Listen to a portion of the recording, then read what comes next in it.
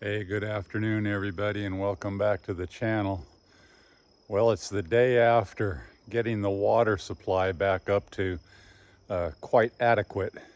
And you can see right there, that's 1,000 gallons sitting there extra. And had to scramble the last few days. I knew some rain was coming and we hadn't been catching much rain. So after a couple of days of scrambling to take advantage of the anticipated moisture, which we did get and made good use of it, I learned a couple of good lessons. And today's a very breezy day, and we're just getting some very light precipitation, nothing really catchable, maybe a drop here or there, but took advantage of the past couple of days where we did catch some significant rain, but now it's just kind of windy and more or less dry again. So my biggest lesson was, for the past 16 years, I've only caught rain off of this side of the house. And it goes back to the big storage tank, 4,000 gallons back there. And for 16 years, that tank did mostly nothing but overflow. In the past couple of years, it has dropped a little bit lower than average because we have been in a more drying trend in general, but we were almost taking water a little bit for granted out here because it does rain so much. And then this side of the house has a much bigger roof span, as you can see. It's quite a bit bigger than this side. And this I was never taking advantage of. So as the main catchment tank was getting very low, I knew I had to eventually tie this side of the house into the catchment to really make up the difference. And that's where I scrambled. I cut a bunch of stuff down to be able to drop my pipe down this way and get out there to where it's a fairly level place to put that little teeny pool. And that worked out so well. That 1,000 gallons there filled up extremely quick in the heavy downpour that we had. I've since drained it into the back of the tank and it has filled up again. So everything now looks really good. And because I was working with just a very short window of time before the anticipated rain was coming, I had to clear this out really quick to make room for this 3-inch PVC pipe, and then clear out a section over here a little bit. And it's not dead level in there, but I took advantage of about the most level position within range of the pipe, and it filled up really quick.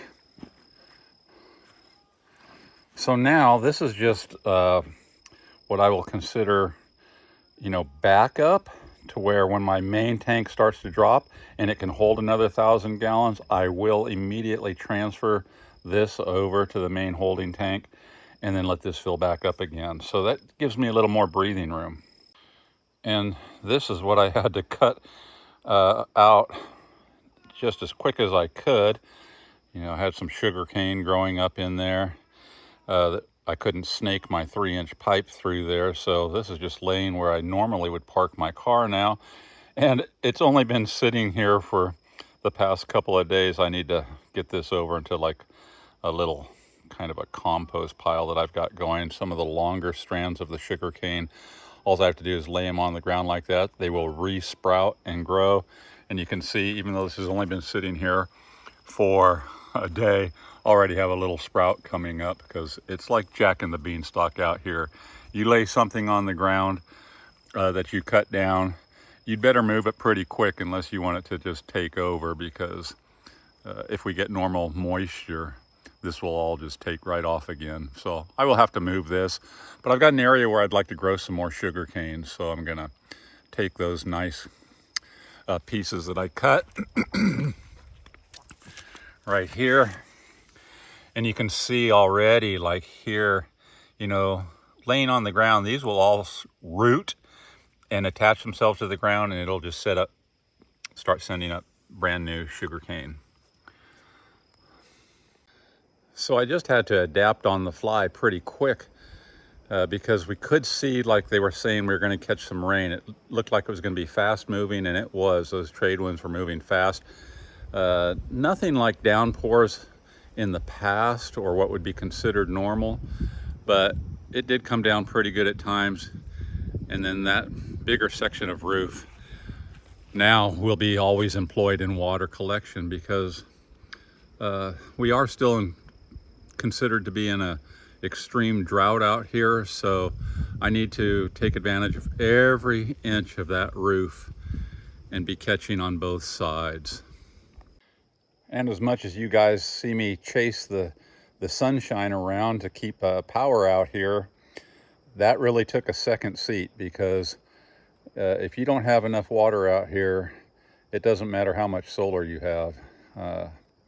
You got to have water. So this has been a great lesson to learn that as these weather conditions change and look like they're not going to get real favorable for catching water, you need to make sure you can catch every drop you can. And out here, for the majority of us, that means catching off your rooftop and funneling every drop into some kind of a catchment system. And then, as you've seen, I filter that for the basic household needs going in, but leaves and everything else get washed into the catchment tank, and that's okay. You can skim that out. That's not a big deal. So, knock on wood, I've still never had to purchase a load of water. It was getting pretty dicey there. And like I mentioned the other day, for a 2,000 gallon truckload of water to be brought out here, they were saying $450.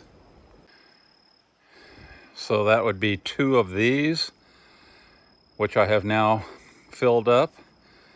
And instead of $450, this cost just like $105. So that was a very affordable remedy to catch some extra water. Yeah, and I'm going to be reusing this.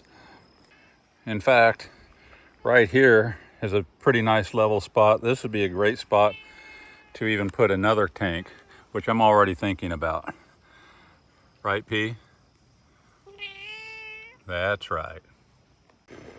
And what I did was I just simply dropped this sump pump into the pool and transferred the first 1,000 gallons to the back. So I'll be doing that with all of this. So I never did think I'd see the tropics get as dry as they have been lately. As I've mentioned in the past, before, under normal conditions, it's usually a little squishy around here. But times change. You get a dry spell, even out here, which in the past, not unusual to catch an inch of rain every single day, if not more. And then we went through months of barely catching a drop, and it just makes you have to be a little more flexible and expand your thinking, because you got to have the water. And on the positive today, did catch some good solar. So that's how it goes. Stay flexible when you're off grid. Be willing to make the adjustments needed for the conditions you're living under, and try to anticipate anything else that may happen. And that's just about it.